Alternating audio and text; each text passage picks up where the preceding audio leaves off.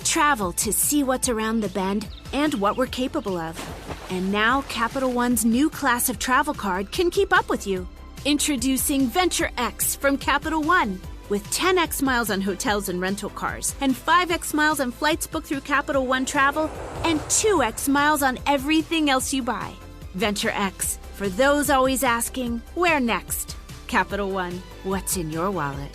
Terms apply. See CapitalOne.com for details.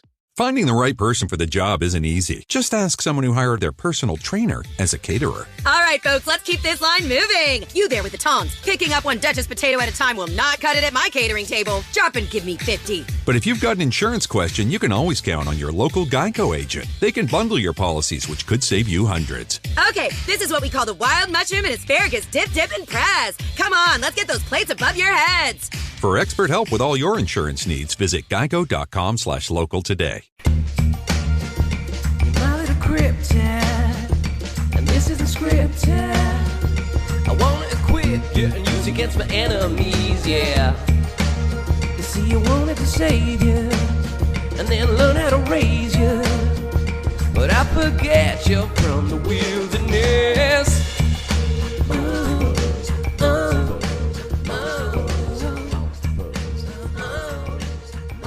So, Eamon, you didn't tell me that you were in Dover, Massachusetts before. No, I didn't. I'm not sure where this is going, but I don't believe I ever have been there before. But please do elaborate. I think you're mistaken. It sounds like you were here anyway. I got a letter sent in by a fan, and it just so happens that the letter has a poem attached. This is unsurprising. Okay, go on. So the poem, anyway, now you can tell me whether this is true or not. This is alleged to have happened. So, and it mentions you and your brother also. You have a brother you never mentioned. Yeah, that brother was never mentioned to me either. So this is this is breaking news, ladies and gentlemen. So here's the poem, anyway. We were walking through the woods, Eamon, his brother Cornwallis, and myself. When all of a sudden we saw a person no bigger than an elf.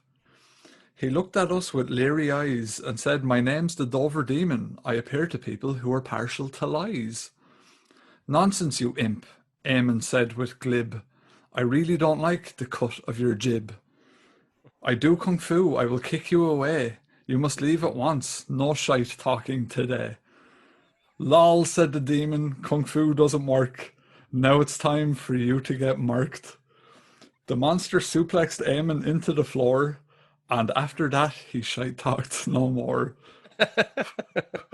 Let's take that one. That was sent in by a fan. So me and my brother Cornwallis. Yeah. That was it. The other person who was with us. That That was his. Yeah, it must have been him. Yeah, I think. Did he sign it? Did he have a name? Or? Yeah, I think his name was Greg. Greg. Yeah. Greg. Let me just check. I'm just sorry. I just have to click on my computer. This is me. That's complete computer noises. Check. Right. Yes, I have an email here from Greg. Okay. Some time ago, actually. And Greg, as you know, is very fond of poems. So this email that all these memories are coming back. Right. So Amnesia. I'm just Amnesia, the Dark Descent. Yeah. Okay, so here's this is a tough one now to read off the email in front of me. And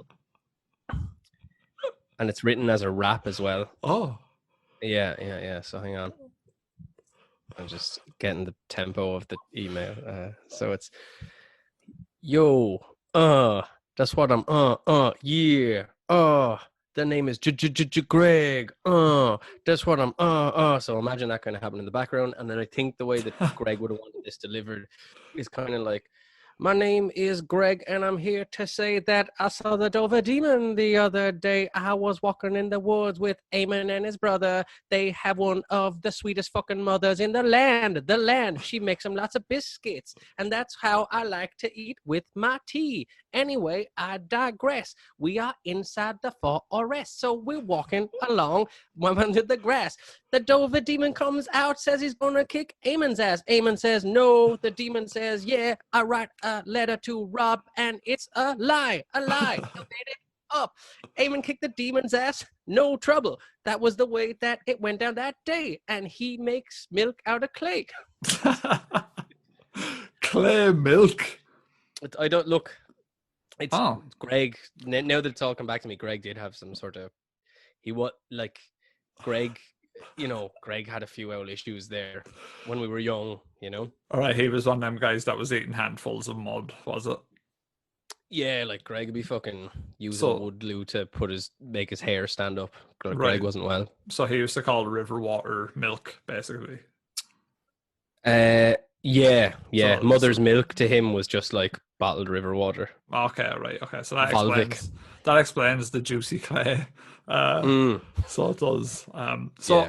So we digress. Hello, everyone. This is Monster Fuzz podcast. I am Rob, and with me is Eamon.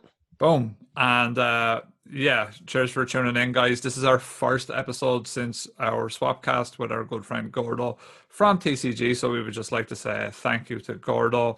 Had a lot of fun doing that episode. So if there's anyone that's new to our podcast from that, we welcome you. And also, you're probably familiar with Eamon. Eamon, we do a fairly poor job of mentioning that you're on another podcast, right? Yeah, but I'm only like in and out. Yeah. How many episodes have you done on that? Stick and move. I'd say maybe 15. Like we started it all together. So it was like the first maybe 8 or 10 episodes I would have been on. And then, so probably more than 15 actually. Yeah. I don't know. I'm on a couple anyway. Yeah, but it's good crack. Gordo, like me, Rob and Gordo were obviously good mates before we ever started thinking we might be able to get people to listen to us ramble incoherently. But so it's just like anything, man. You're just sitting down talking shite with your friends, Yeah, and that's the funny part about it. Sometimes I listen to like Gordo's podcast, and some of the words that he uses, I just laugh my ass off because like he doesn't like. I know personally, sometimes I'm conscious of like what I'm saying, and people won't understand it, but like he doesn't give a shit, and I think that's great. It's really funny. Like he'd be just saying like "dushed" in the middle of a podcast. He's like "dushed," and like most people would be like, "What?"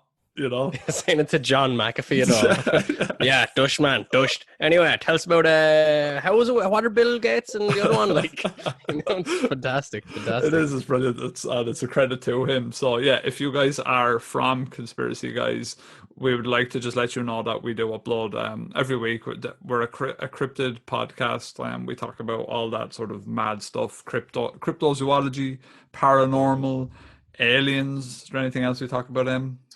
A lot of Final Fantasy VII in the earlier episodes. we're a topical Final Fantasy VII podcast as well. And so that's just a quick little introduction for you guys, because we do know that we got some listeners from that. So we would just like to let you know what our crack is basically, and what you can expect from us. Also, at Monster Fuzz Podcast is all our social media. If you want to hop onto Twitter, it's Monster Fuzz Pod. And that's where you can interact with us. I try to have a different flavor for every form of social media. Facebook is generally reserved for episode posting and maybe the odd article. Twitter is where I sell Eamon unbeknownst to him. Well, now he knows, so the secret's kind of out. But I posted a picture of you and I actually earlier, Eamon, from... your cousin told me. See, that's how I keep on top of this stuff. I go for bike rides with your cousin, and he's like, Rob was saying that if lads give a tenner, you wank off in front of the camera. Is that true? Like, how many tenors we talking about? Everything's for sale. Especially these nuts. Yeah. And speaking of which, actually, we have a Patreon now, and it involves 0 nudes. And the Patreon... That was a good segue. Like, Gordo was getting on to me for my dry segues. I'm like, we're getting into better territory. You leveled up this week, yeah. Yeah. And guys, we are still developing Patreon, and I would never ask, and I think I could speak for Eamon as well, where we would never ask for like a great deal of money, right? We're not looking for like hundreds off you or anything. It's literally, there's 2 tiers. It's $3.50, which is the Loch Ness Monster tier, obviously. I was quite proud of myself for that. That was good, yeah. Yeah. You gave that monster 350? Yeah.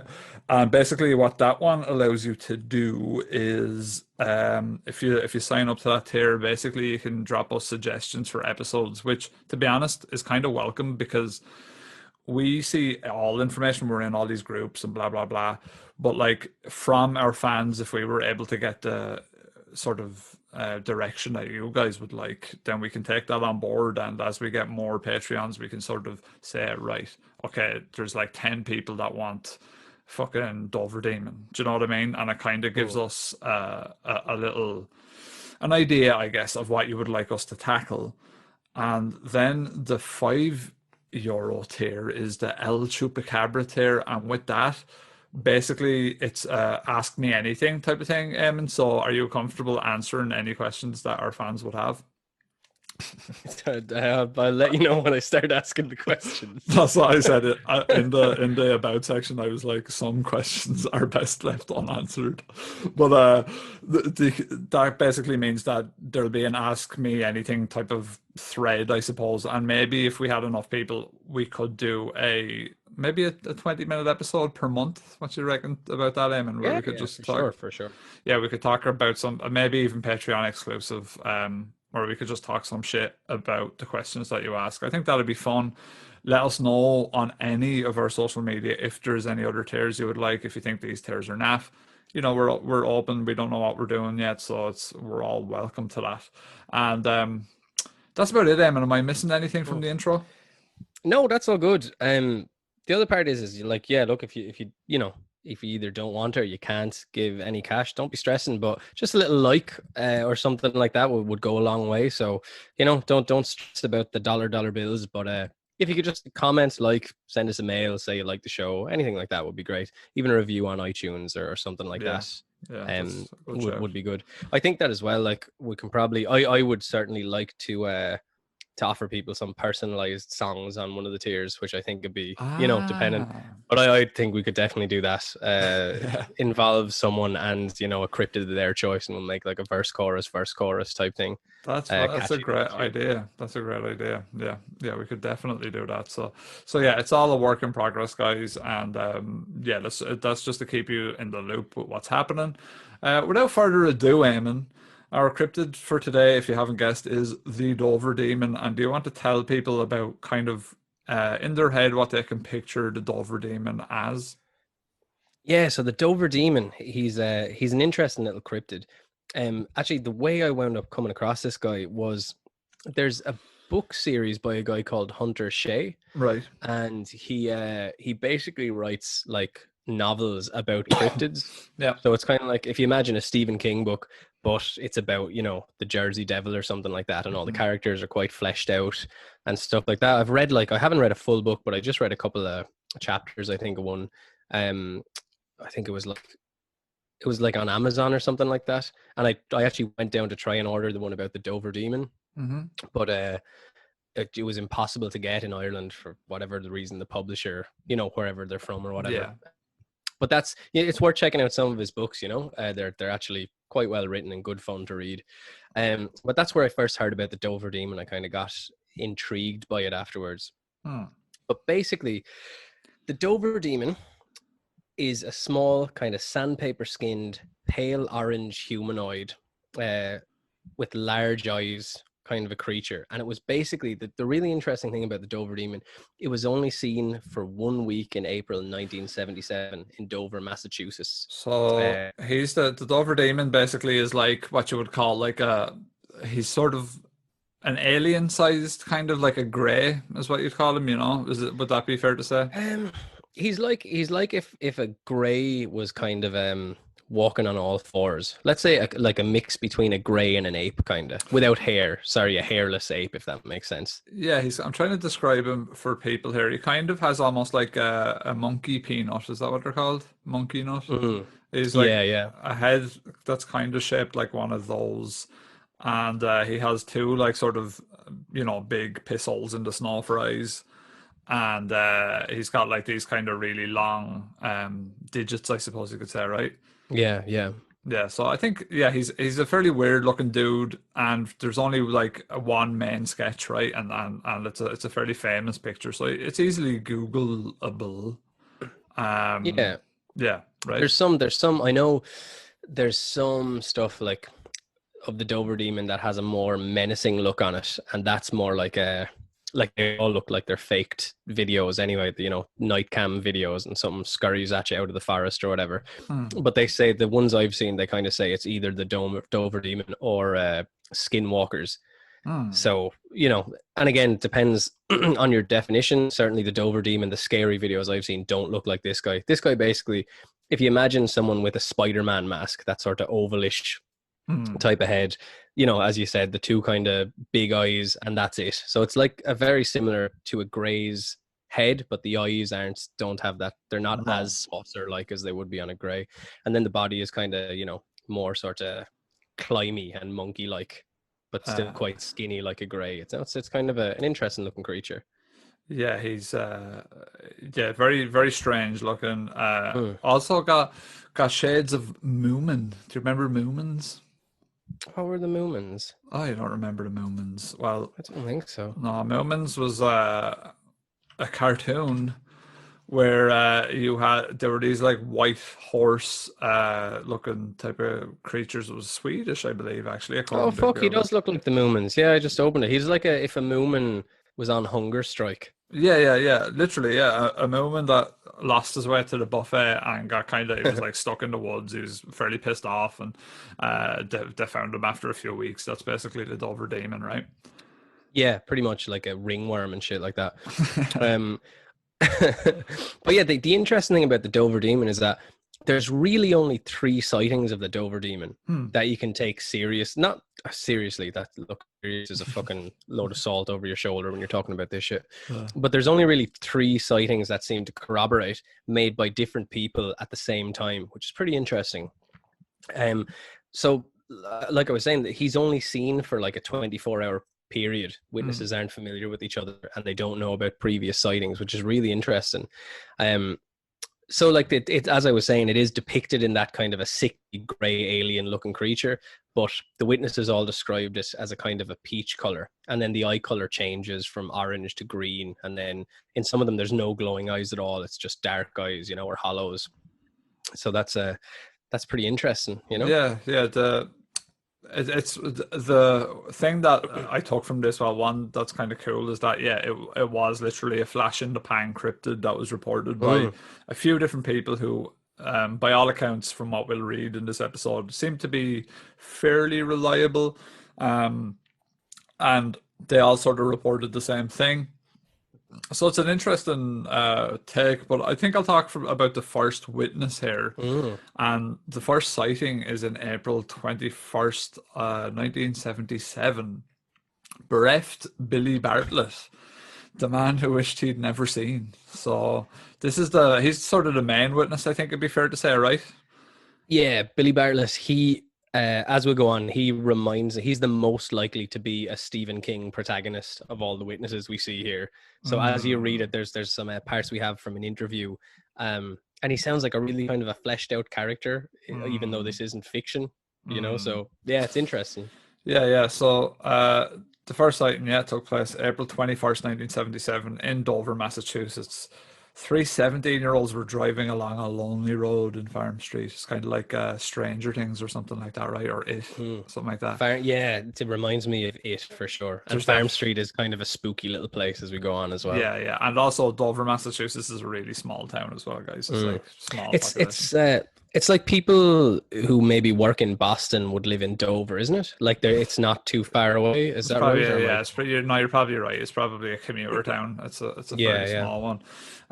But Bartlett said the car was traveling maybe 35 to 40 miles per hour, so he was paying attention when he saw the thing standing on a wall, its eyes glowing in the headlights. It was not a dog or a cat, he said. It had no tail. It had an egg-shaped head. He said he saw it from about 10 feet away. Over the duration it took the car to travel from one utility pole to the next. His 2 friends did not report seeing the creature. It was only in view for a few seconds. And while no one else in the car saw the small creature, They all agreed that Billy was genuinely distraught. So, have you ever seen anything driving along the car that no one else has seen? No, but on the way to kung fu training one day, which some of the techniques I would have used to defeat the Dover demon, now that all those memories have come pouring back, I was walking down an alleyway down to training, and I saw a man with no pants on taking a shit, and I think he was heroin heroed out of it. So that was, to be honest, that probably upset me a little bit more than seeing a little alien climbing on a wall. Yeah, I'm trying to think if I've ever seen something that truly made me distraught. And yeah, to be fair, I've probably seen a lot that I've just like blanked out of my brain at this point. But yeah, I've definitely seen things in the car where I'm like, did you see that shit? And like no one else notices. So that's definitely something that can occur. I don't think Bill was like trying to put on an act in the car for his friends, you know. No. Yeah, not unless he's like some type of con man. Yeah, he has nothing really to gain by doing so. So when he returned home that night, he drew a picture of the monster, later to be dubbed the Dover Demon, when his father noticed that he was rather upset. Over the course of the night, 2 more sightings occurred before the thing ambled back into mystery from whence it came. So this is what we're saying. So 2 more accounts come, and those are totally different characters to Bill here, right? Yeah, absolutely. And if you look at this little sketch, it shows, you know, the thing crawling across the cobbled wall or the stone wall. And if you look to the right of it, it says, I, Bill Bartlett, swear on a stack of Bibles that I saw this creature, and it has his signature underneath it. And that's his original drawing. Yeah, that's and it's a cool little drawing. It looks like something maybe out of like a comic book or something like that. Well, it's funny because Bill Baxter is actually a fine art painter who is now in his 50s. And right. He's not famous, but he specializes in photorealistic paintings. That's a very ironic fact because yeah, it's like a childish scrawl that he did when he was 17. So like for him, I suppose his notoriety comes from the Dover Demon, and it's always going to be attached to his name, much like that Absolutely. guy. Much like that guy. Remember the Dorku guy who was taking like magic mushrooms and seeing the Dorku? Oh, that fella, he was some crack, wasn't he? Remember we Yeah. looked at his art and I was like, I'm going to buy some of this someday. Yeah. His art looked psilocybin influenced, perhaps. He was definitely Lucy in the sky that day. Yeah, so in an interview with the Boston Local News, he said, in a lot of ways, it's kind of embarrassing to me. I definitely saw something. It was definitely weird. I didn't make it up. Sometimes I wish I had. It's a thing that's been following me for years. Not the creature, the story. Sometimes I dread every Halloween getting calls about it. Eamon, you've got to stop calling this dude, man. Yeah, I know, but like I had a brother I don't remember, and like some other chap called Greg who's fucking slandering me on the internet. So like I need to get to the bottom of the Dover Demon. He's saying the Dover Demon suplexed me, but that's not true because I used my kung fu abilities and I destroyed the Dover Demon. That's the truth, ladies and gentlemen. Oh, maybe. I'll tell you what, man. The Dover Demon wants to come after me. I'll be down the handball alley waiting on him, man. Maybe noon tonight. Yeah, maybe Billy might be able to back up your claims because he was in the area too. Yeah, I wasn't alive in 1977, but you know what? A lot of weird stuff. A lot of weird shit is coming to light tonight, so I'm ready to get to the bottom of this. Yeah, well, as we've said, it's like an episode of Stranger Things or It the Clown, so it's all topsy-turvy in this episode. What I would say as well, just before we go on with the rest of Bartlett's interview, is if he was saying this to make money off it, you know? Yes. Like, obviously, he could probably make quite a lot of money painting photorealistic pictures of the Dover Demon. Yes. You know, I saw it, I can paint a photorealistic figure. But he doesn't do that. Like, he's famous for that sketch he did when he was 17. So, yeah. It's worth saying that because I'd say that's a license to print money for some of these rich dudes who love cryptids. Like, think of the guy who bought Skinwalker Ranch. I'm sure he'd be like, painting in photorealistic acrylic from the guy who's fucking the first person to see the Dover Demon. He'd definitely buy. Yeah, Skinwalker painted made out of foreskins stapled to an acrylic canvas. Wow. Yeah. That's that's I mean Yeah. That's, Get on with it. well, that's all you can say. But it's here's a good comparison for you while we're trying to draw comparisons. Loftus Hall, the owners of Loftus Hall, have milked it for all of its spooky, milky goodness. It's ectoplasm, if you will, and that kind of shows you that they had an intention to make money from the legend. So obviously they are not reliable authors of the story, I suppose you could say. And I think this guy has not made any money, as far as I'm aware, off the Dover Demon, nor has he tried to. So at least in some small sort of way, it gives him a bit of credibility, right? Yeah, absolutely. I think he even talks about, not making any profit off it in the end of the interview, like Right. he actually seems like he's just like, why did this happen to me? Yeah, You know what I mean? Like, yeah, he seems regretful, I suppose. But this was no prank, he said. I wasn't trying to be funny. People who know me know I didn't make this up. It was my 15 minutes of fame without wanting it, he said. It was a little embarrassing. It still is. He said he hasn't talked much to his two children, 8 and 5 years old, about the creature. I don't want to scare them, and the professional artist has never drawn another picture of the thing he saw. I don't have enough memory of it, he said. I haven't wanted to. I'm a serious fine arts painter. I'm a serious fine arts painter. fine arts painter. It's below me. I don't want people to think I'm some freak. To play devil's advocate, you're sort of already wet, so why not jump in the pool? Do you know what I mean? Yeah. Like, I'd be painting fucking pictures of the Dover Demon left and right. I'd be making bank. yeah. So, one of our OnlyFans tiers is Eamon doing penis paintings of the Dover Demon. That's the one for obviously like the lower one, the cheap one. Do you reckon? Why is the painting so small? Why there was a lad doing paintings with his Mickeys there in the early 2000s, wasn't there? There was something. There's always lads doing fucking paintings. You could throw a stone, you'll hit a lad doing paintings with his Mickey. Like there's always lads. I'm pushing the envelope. I'm pushing the artistry to new and exciting heights. You're not like, what can you paint with your penis that's really good except a silhouette of a penis? You know what I mean? Like what? What if a guy paints like, the Sistine Chapel with his Mickey? Is that better? Yeah, well, than that'd the Sistine definitely Chapel be by more. hand? Yeah, because like if you have more dexterity with your knob than you have with your hand, like I'd be impressed. Yeah, I'd be impressed with that. If you can paint the Sistine Chapel, wait, how would you like? Do you put your knob in the paint, or do you have to you put the paintbrush in your japs and then do it that way? That's the paintbrush. You wouldn't want to get painter's droop either, because you just you need to keep that shit hard. Well, no, if for certain techniques, if you're like feathering parts of the painting, you could sort of use a flaccid. You might want a bit of you want a bit less rebound. Well, feathering does sound like a sex act involving paint. So, have you ever heard of Fed smokers? Have you? Sorry, I just breathed heavily into the microphone. Have you ever heard of Fed smokers?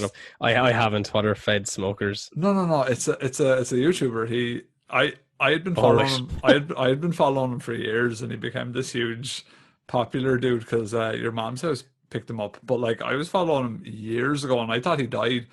And he came back, but he's basically this guy who is on loads of drugs, but he's crazy. But he sets fire to his hair in his car, and he calls it feathering.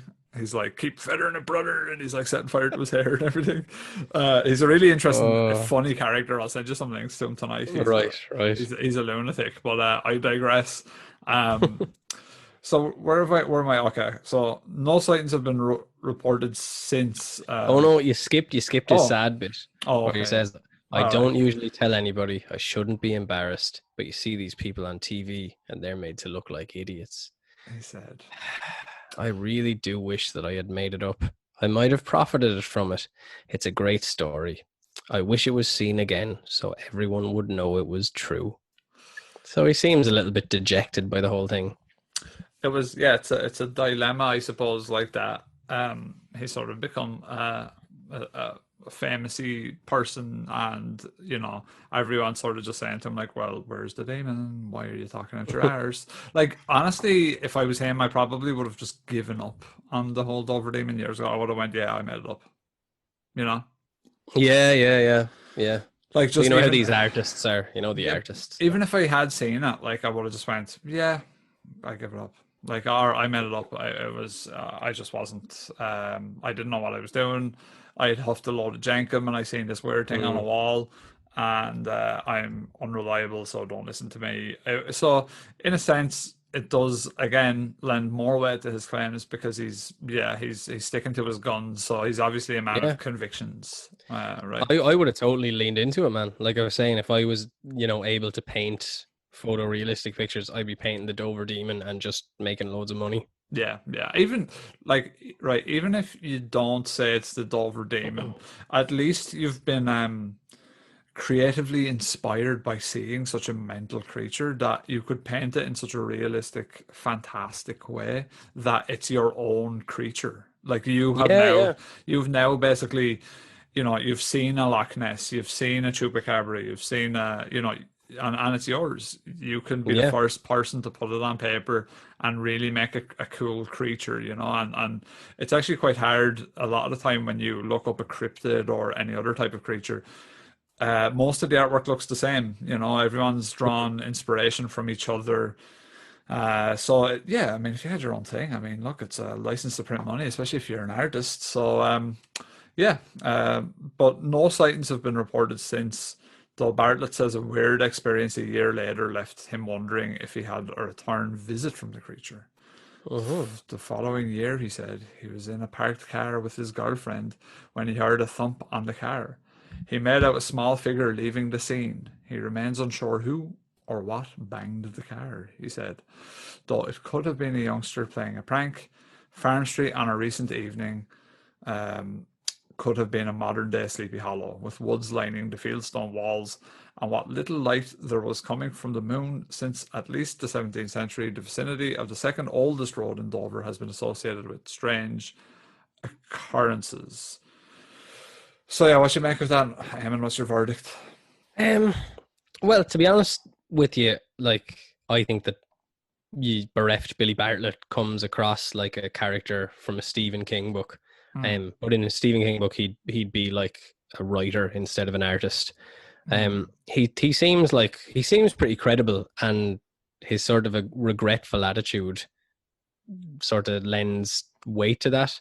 Maybe he's playing the anti character here, the anti-hero or whatever, or the anti archetype of what someone who's seen a cryptid would be like. Do you know what I mean? Most of them be like, I saw Bigfoot and I know it was Bigfoot and blah, blah, blah.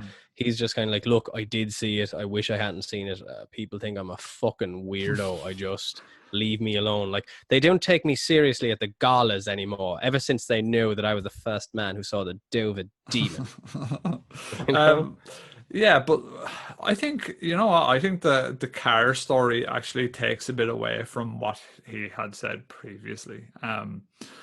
It sort of seems like he's kind of trying to reach out a little bit and say like, oh, maybe that was it too, Yeah. I actually called him, I call him Billy Baxter there, and his name it's Billy Bartlett. The next guy is John Baxter, and I got them confused. The Billy Baxter and the John, but the Billy Bartlett and the John Baxter. Fuck, John Bartlett. Jesus. Yeah. So it's an interesting one. I'm not sure. My mind is not made up. Why don't you tell us about the second sighting from John Baxter and some of the characteristics that he described of the Dover demon? Yeah. So John Baxter also made a little picture of the Dover demon. Now, John, not having Billy Bartlett's amazing wizardry with a pen. It's unclear as well at the moment whether he does in fact paint with his with his piroca, but sure, look, we'll find. That's Portuguese for penis, so there you go now. Yeah, pepeca is Portuguese for vagina. So pepeca, you learn something new every day. Piroca y pepeca. So now, anyway, he's drawn a silhouette of the Dover demon. Its hands gripping a tree, and its feet, again, the fingers are very long, so the toes and the fingers look almost identical, interchangeable. And he's drawn a lovely picture of the Dover demon, and it's holding on to a tree, and it has a big bulbous head in it. And to just interject briefly there, his feet mold to the rocks, kind of like what you would see, like almost like a tree, right? It's kind of like it wraps around it like roots. Yeah, it's almost like the roots are coming across it. Yeah, absolutely. And again, absolutely. And it does actually kind of match with Billy's description of the Dover demon. It's actually quite remarkably similar, and looks like it might be done by the same person, but I don't think it is. Am I right? No. So this is John Baxter, who I believe didn't go on to become a fine art painter. But yeah, they look very similar, you know, and they're both tagged as well, you know. So yeah, do you want to fill us in? Yeah. So at around midnight, on the 22nd of April, 15-year-old John Baxter leaves his girlfriend Kathy Cronin's house at the south end of Miller High Road. So young John starts walking up the street on his way home, and half an hour later, after he's walked about a half a mile, he observes someone approaching him.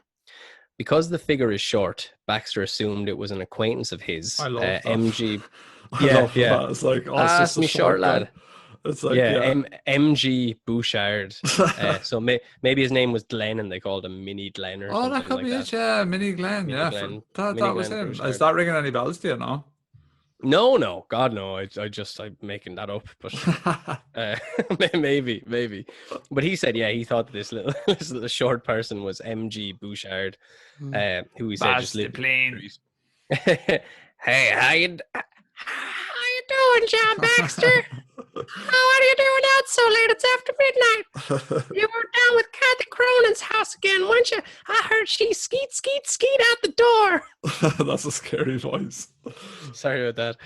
Yeah, I would imagine waking up and hearing someone just fucking just talking about your missus like that. I hear your girlfriend puts out with everybody, John Baxter. But yeah, so he assumes it's fucking MG Bouchard who talks like that, and he's short. Unlucky son.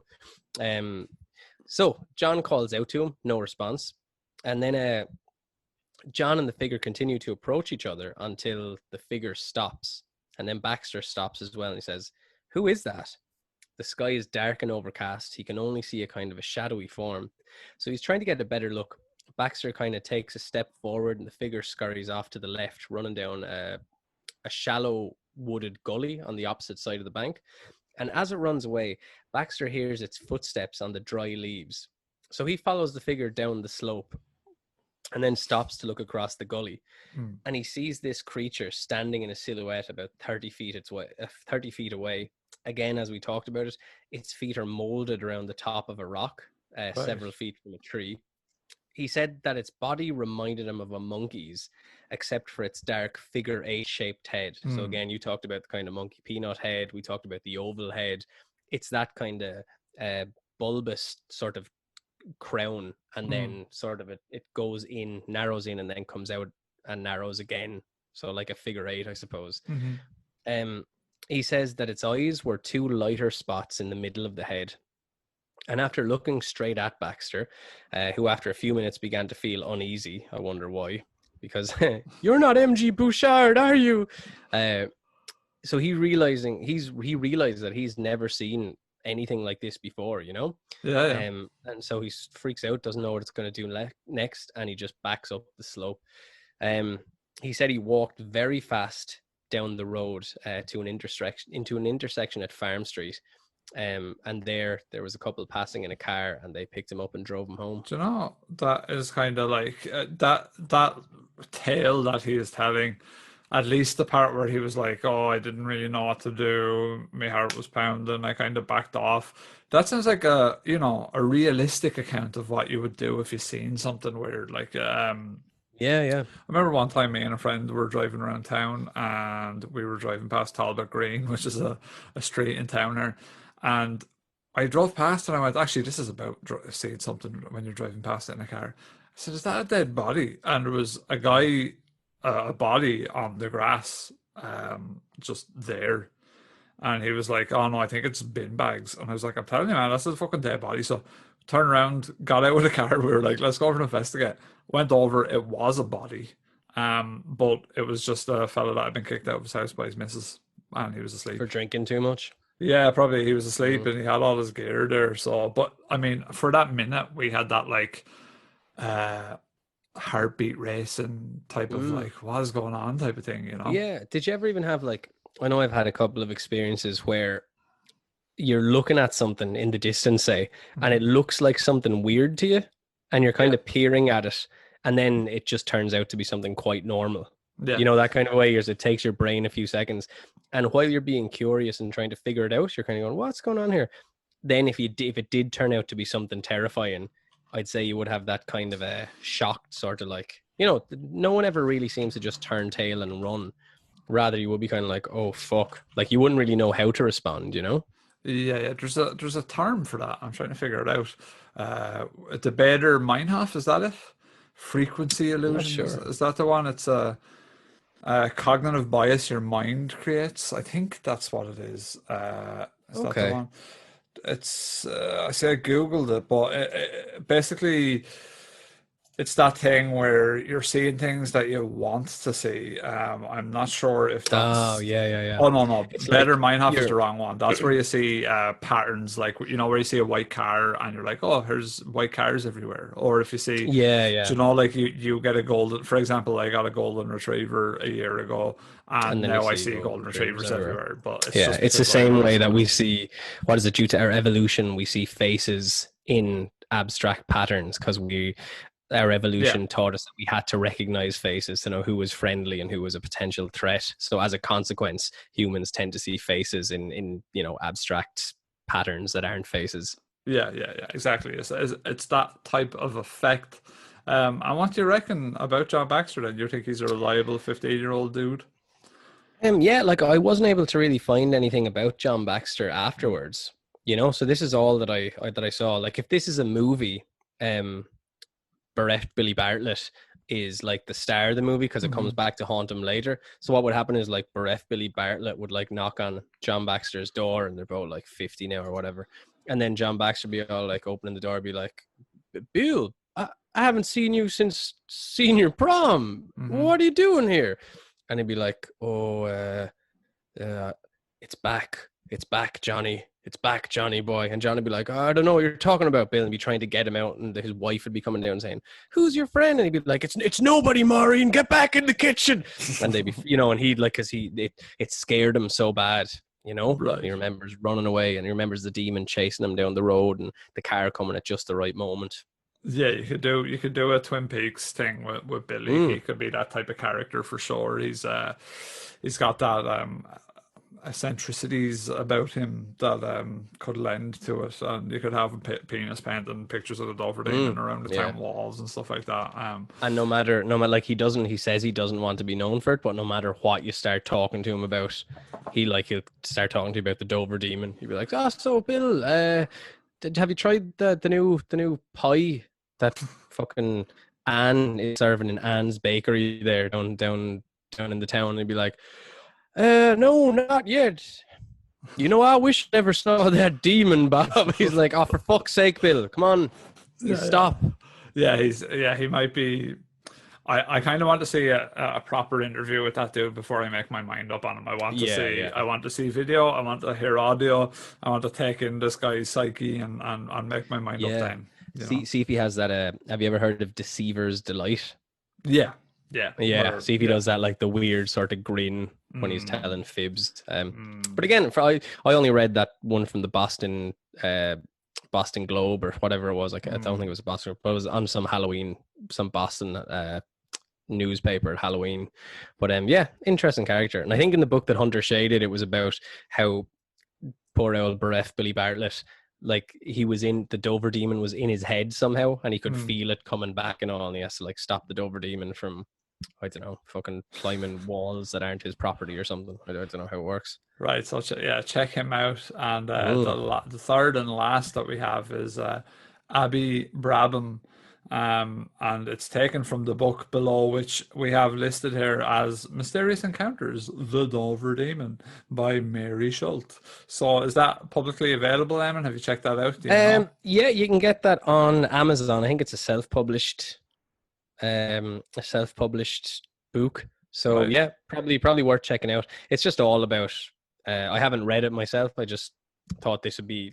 There's actually very little information online about Abby Brabham, so this was the best I could find. But so I just kind of took it from the book, and now we might be in trouble for copyright infringement. Not But at all.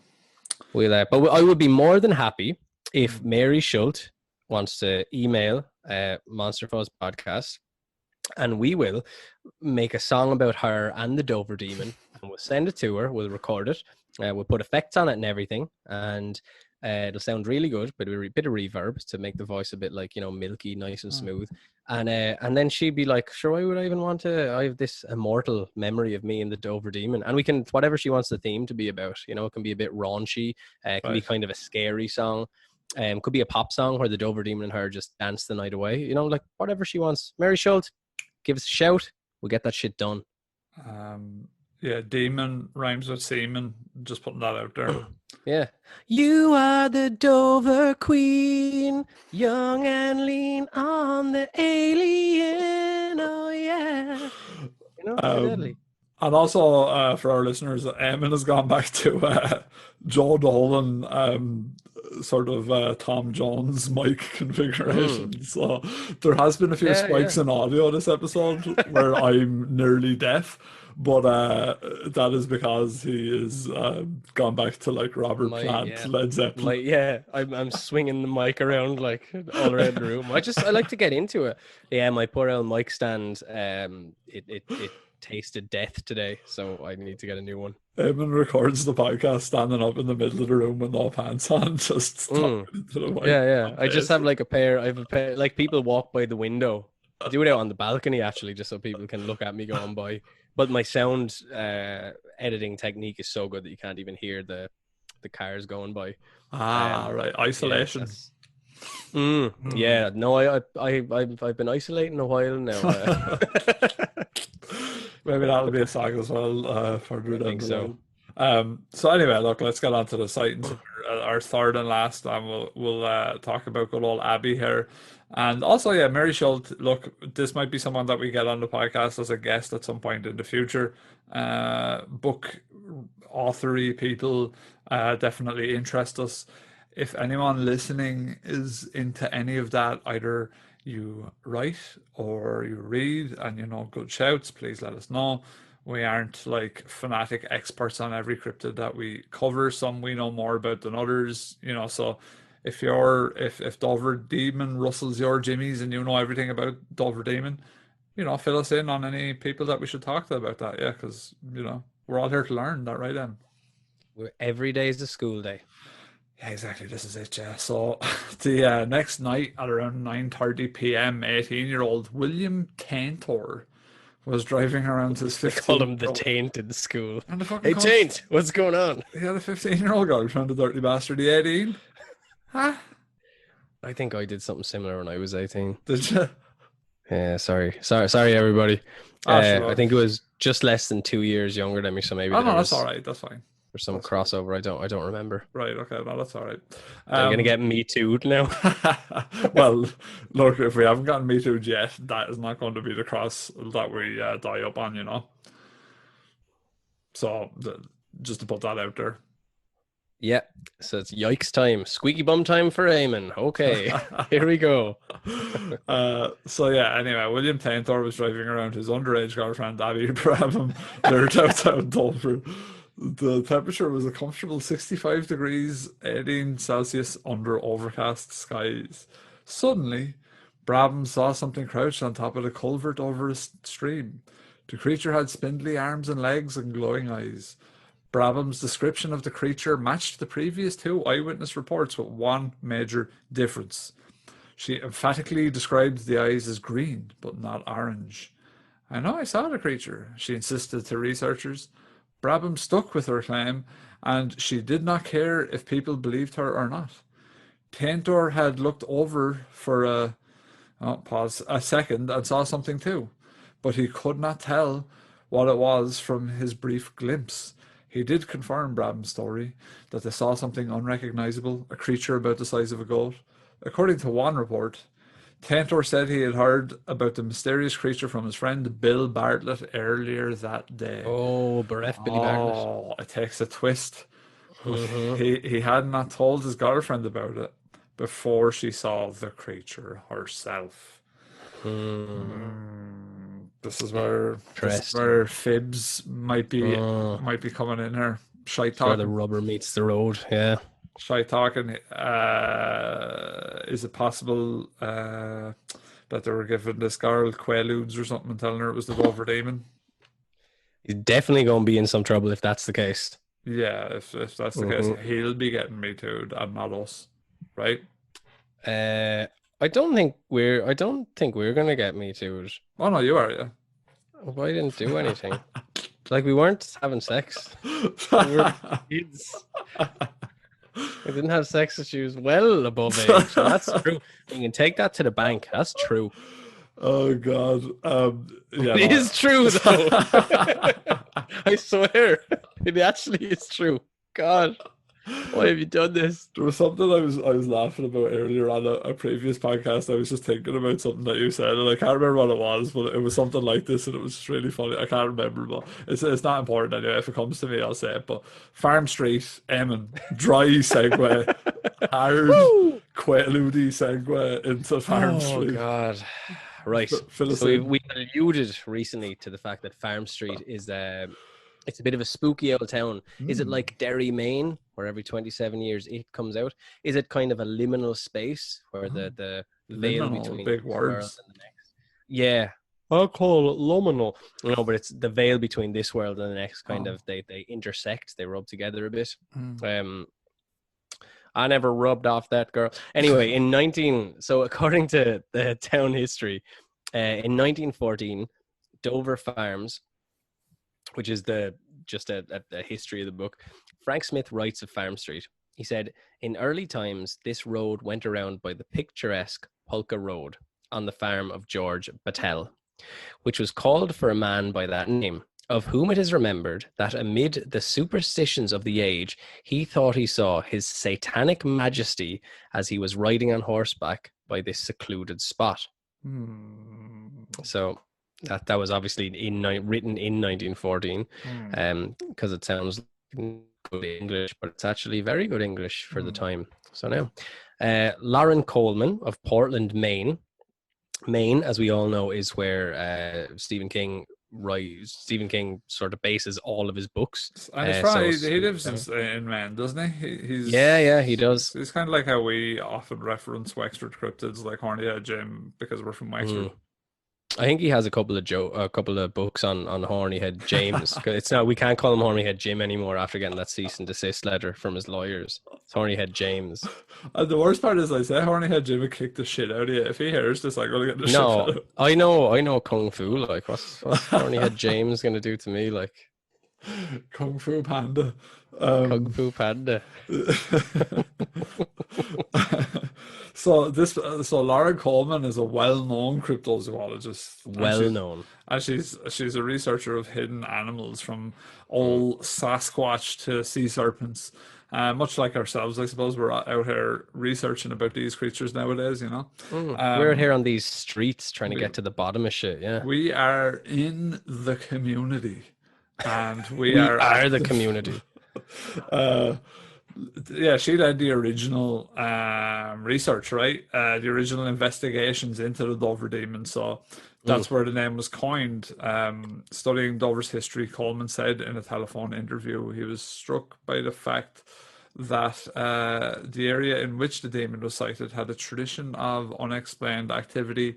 Again, yeah, much like Wexford, a lot of spooky and weird goings on in our town. So I can understand, I can relate. There's been a lot of weird stuff in Wexford too, right? Yeah. I mean, we obviously just did an episode on Loftus Hall, so that's, one of the most haunted places in Ireland.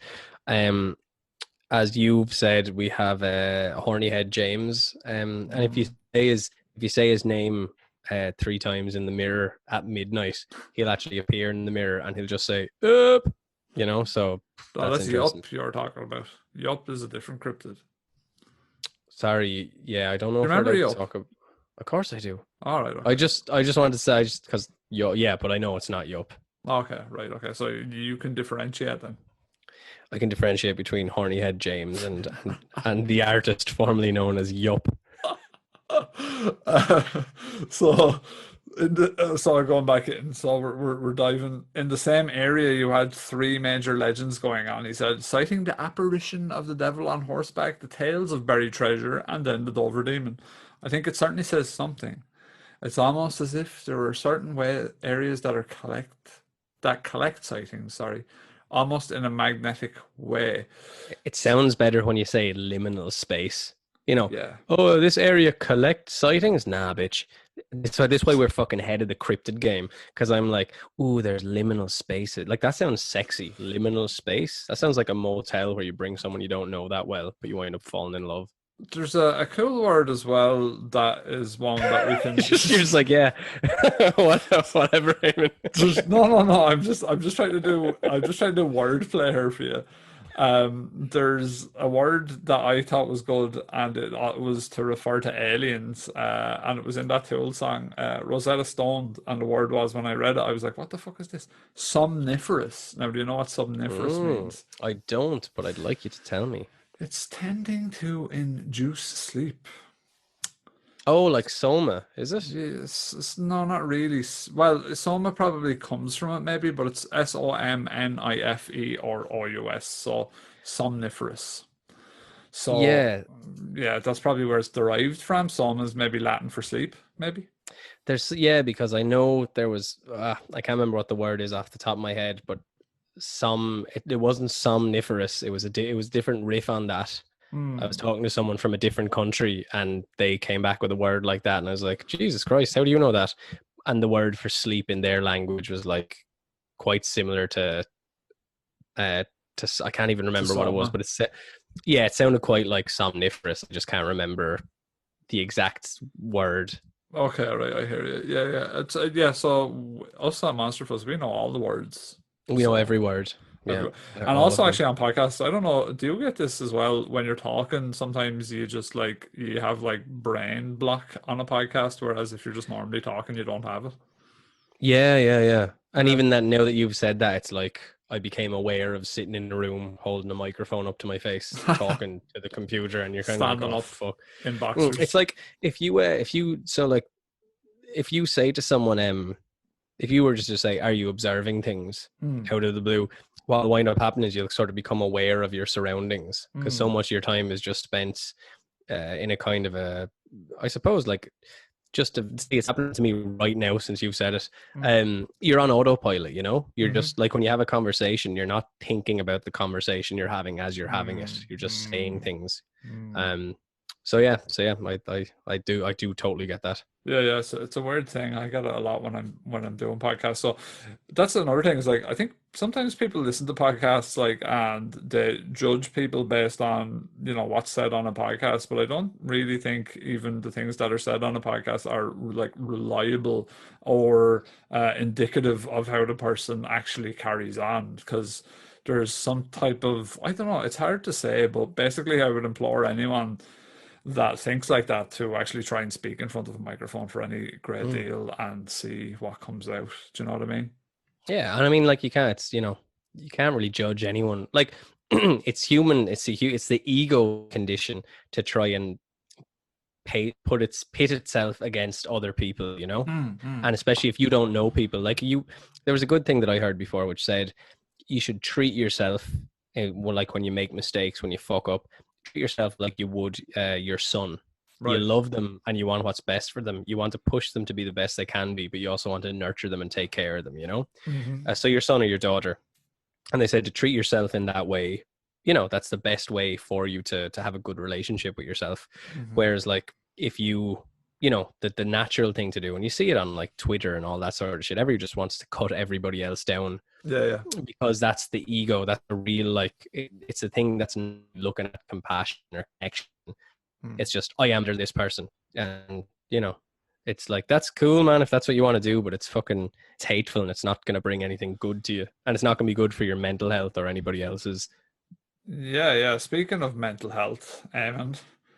Uh-oh. Don't you tell us about Sheriff Sheridan? Sheriff Sheridan.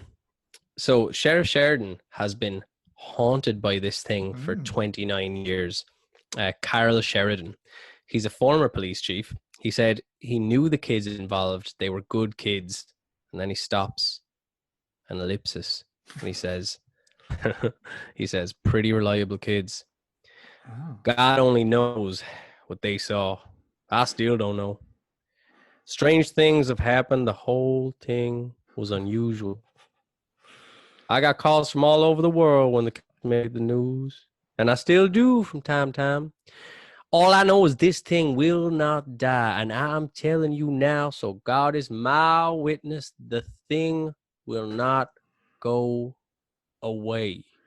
Interestingly enough, that it sounds as if it has gone away, though, right? Ah, yeah, no one gives a fuck like that. Yeah, that's the thing. This is why this cryptid is really interesting, because with the likes of Bigfoot, Loch Ness, like Chupacabra, all the big hitters, Mothman as well. Even Mothman, we had, remember the thing that they said it looked like the silhouette of an eagle with a snake, and your man was like, no, it's Mothman. Mothman's another one.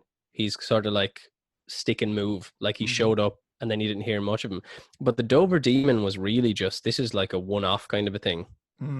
There's not, like, you can find some other sightings, but it's very difficult to find. Yeah, I like that about him. Yeah, I like that. Yeah. I like that he just showed up. He was like, what's up, bitches? Fucked and freaked everyone out for a little while and then just fucking took off and he was gone. Yeah, and he's a super nice, like he didn't hurt anybody. He didn't fuck anyone up. Like, he just, it seemed like, to me, it seems almost like E.T.-ish. Like, he's just sort of lost and doesn't really know, he's just trying to find his way. Maybe he was just here for one, because maybe it's a baby. Maybe that's why it was kind of crawling around or something like that. Maybe it's a baby. Maybe it's an alien. Maybe it's an alien baby. That's kind of where I was going. Like an alien baby, but that got lost from space. Yeah. Maybe his spaceship crashed a few miles down the road, and he was sort of crawling around, looking for. Maybe he was Dover's ET, perhaps. Yeah, totally.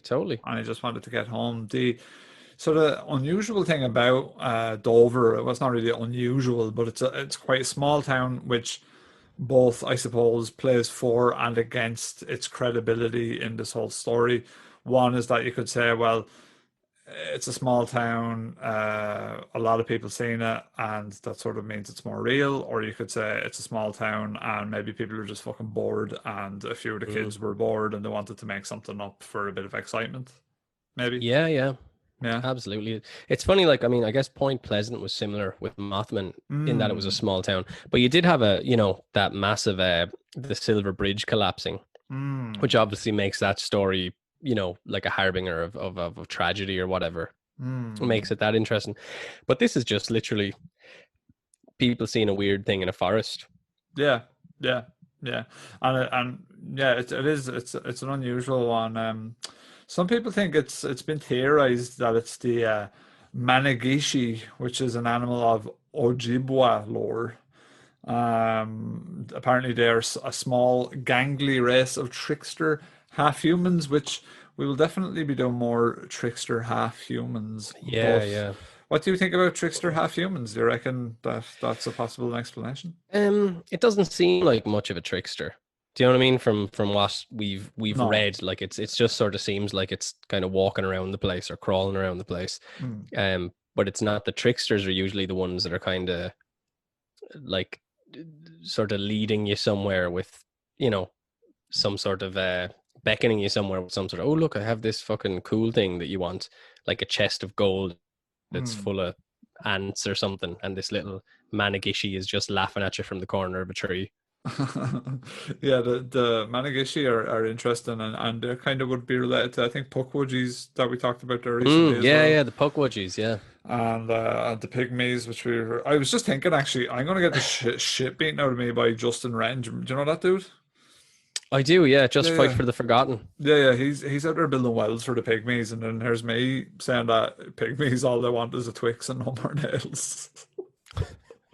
So apologies for that before I get body slammed by Justin Wren. But yeah, so what are some of the possible explanations, Eamon, from this whole sort of bizarre series of occurrences that we've read through? So yeah, we're basically, if we're looking at sort of seven different things that are kind of going from likely to unlikely, and I don't mean that like it isn't an alien or this or that. I'm just saying what would be, the Occam's razor, that kind of way. Yeah. So, is it a hoax by the teenagers? Though, I mean, it did say that the initial investigators, Lara Coleman and Walter Webb, they thought that the youngsters were very sincere. Right. So that's one possibility. Another possibility is it's an escaped laboratory monkey, though they said none were reported lost. So potentially they had shaved some monkey and it was like eye shine in the darkness, maybe. They said perhaps it was a red fox, Vulpes fulva, which is the Latin, that had lost its hair due to sarcoptic mange, maybe. Potentially, again, it could have been a newborn horse, but that wouldn't really explain how it molded around. No, especially because with the egg-shaped head or the figure eight-shaped head. Newborn horses come out with a fanny galloping, like they do. No, I know. Yeah, have you ever seen? Like I have. It's just the way it's like. It's almost like I wish there was a vet there. Yeah, sure. Them come out of the fanny galloping, like That's sure. What would he be doing? That's true. That's true. And for our American listeners, actually, we can clarify a few things here that I've meant to clarify. Fanny, obviously, I mean, if you're familiar with Gordo, I'm sure he probably uses the same slang. Fanny is vagina in Ireland. It's not arse, so I don't think that children come out of arses, which is a nice segue onto when we refer to a woman as a young one, we do not literally mean young one. We mean just a sort of girl from 18 to 20 something, because I heard you saying young one on an episode. And I was like, Jesus, if people didn't know Wexford or Irish slang, they'd be like, what the fuck is he talking about? So there you go. I'm clearing it up. I'm clearing the air. There it is. It's been cleared. Yeah, because it's just, I was like, oh yeah, people wouldn't get that at all. But just so you know, horses come out of the fanny running, so I'll just clear that up. I believe it's called a fanny gallop is the actual technical term on it. That's what vets use. Yeah, as far as I'm aware, that's absolutely accurate. Yeah, the fanny trot. The song Horselips was actually in reference to the fanny gallop, as far as I'm aware.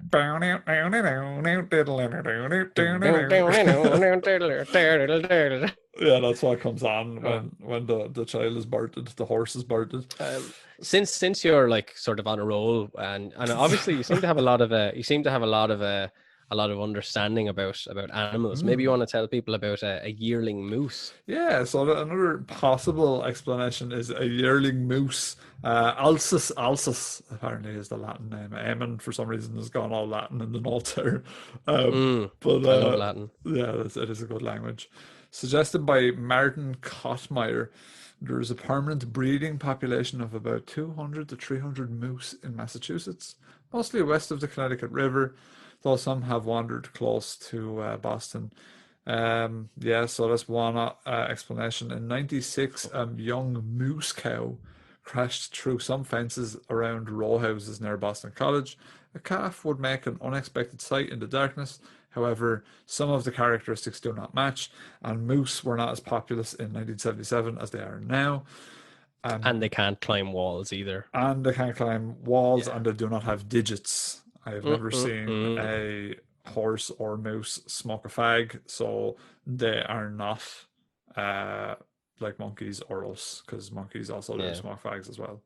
Have you ever seen a fish smoke a fag? I haven't. No, that's another cryptid, is the fag smoking fish. The FSF. Yeah, and there's also crabs that can smoke fags, cigarettes as well. They can definitely hold fags. Yeah, they actually should smoke them as well. Like, well, I suppose in keeping with the sort of the sea theme, someone else has suggested it could be a mer being, though it was seen in the woods. A mer being is a merman or a mermaid, right? Yeah, it's just sort of like, it's just like someone was just like, say whatever comes into your head first. It's like, carrot, try again. Laptop, no, mer being, and they're like, yeah, maybe it was a mer being. That seems like he was that poor guy maybe didn't do great in his leaving. Maybe he didn't. And the last being, which actually, you know what? I think this might be one of the most credible of the lot, and it's down as a paranormal apparition or unidentified flying object entity, or some type of grey, or some type of like lost thing. Yeah, I mean, so out of those 7, Eamon, which do you think is the most likely, if any, or Yeah. what is your interpretation of the Dover Demon? What do you think? I'll tell you what I want it to be. Right. So, the word on the cryptid paranormal business circuit that you and me are both leading the charge on Oh, of course, yes. is that aliens come down to Earth. Right. They come down and they are trying to make hybrid alien humans, okay? Yeah, I'm all for it. There's people who would assert that you have like Sasquatch, who is like us in the past. Us, that's who we are now, and the gray alien, which is what we're going to be in the future. And so they're trying to kind of create that. That's a whole time loop thing where we create ourselves as aliens, if that makes sense. Right. It doesn't make sense, but no. So like, let's say you are, so if time is fluid, it's all happening at the same time. Yes. The aliens travel back in time, right? Yes. And they make hybrid humans, right. which then go on to become the aliens in the future. Okay, right. Yeah. So without the time travel, we can't evolve, say. Yes. And we've come from, like, you know, Homo erectus and all that sort of stuff. Yeah, it's a bit like there's a bit of that in Prometheus, is that kind of got that idea, I think, without the time seeding travel the aspect. planet and all that. Yeah. Yeah.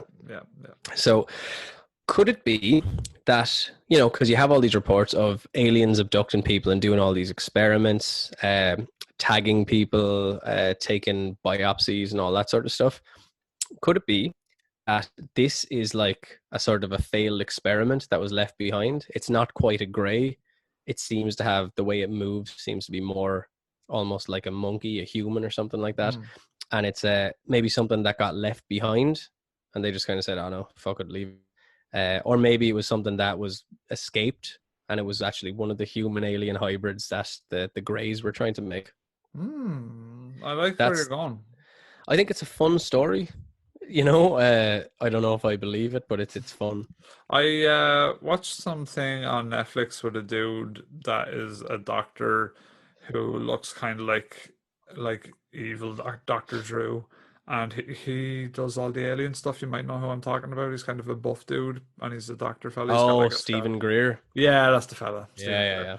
And I watched him talking about he has one of them documentaries, and there was some guy talking about some of the crashed UFOs have had aliens identified and taken from them, and some were injured and wounded and some were alive, and you know, in any case that they were frozen. Is this a lost grey that was you know, very badly wounded? Maybe he came from some other place. In any case, he would have probably been found unless alien bodies decompose in a way that we are not familiar with yet, which is entirely possible too, because aliens, you can really just say what you like about aliens. Yeah, pretty much. You have to either believe it or not believe it. So really, it can be that broad. I mean, there's people that believe that alien spaceships are hovering above us right now and they're using all these cloaking devices. And if you want to believe that, more power to you. Actually, it's a fun thing to believe in. So, you're saying more power to me then, because I fucking believe that. I'm looking out my window now. I'm like, take me away, you bastards. Yeah, I like at this stage, you know, in 2020, I'd be okay with aliens. It's all good. So it's the right time. Let it rain, or let it pour when it rains. Yeah, exactly. Yeah. So I think for me, right. So from the reports, I think all of those reported the same thing. And I think that they were together on that. Now, whether it was a thing that they all made up together is very possible. Maybe they were smoking a bit of pot, and they came up with a little trick to ring up the papers to make a little story and see how far they could go with it. And maybe that's what happened. Maybe they just wanted to fuck around with people, and they thought as friends, like, let's see how far we can make the story go. Like, it's just a little challenge we'll give ourselves. This is a small town, nothing much happens. Let's just give ourselves something to do, something silly, have a bit of fun. And then maybe our artist friend was a bit embarrassed by it, but also enjoyed the little bit of not the credibility, but the little bit of popularity it brought. And maybe he realized that he could do both things. Like, he could be a fine artist and he could also have seen that, and he would get a little bit of trickle through based on his name, you know? Yeah. It's a possible, like, the most likely thing in terms of what we can prove and we can't prove is that one person thought he saw something, he maybe said it to some other people, and then they thought they saw it too, you know. But, like, you know, that's maybe. Yeah, I think in the future a really cool idea for an episode would be to talk about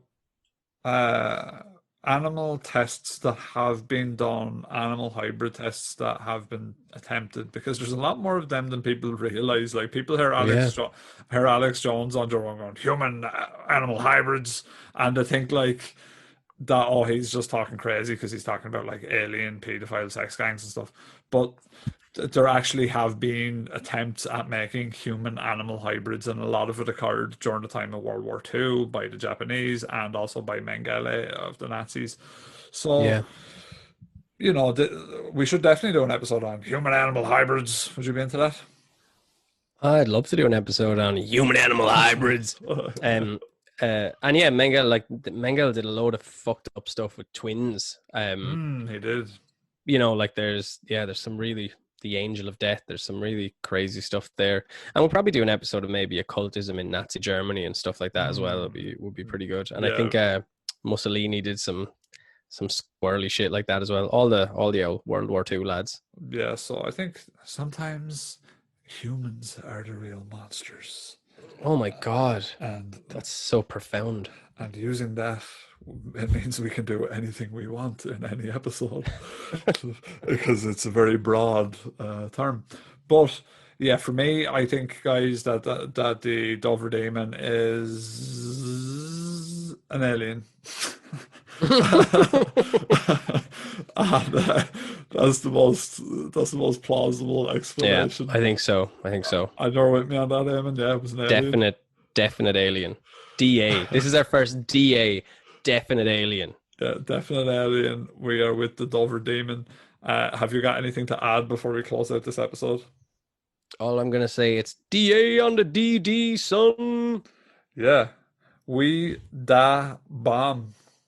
And this is 2000 because I think I'm the first person since 2000 to say the bomb.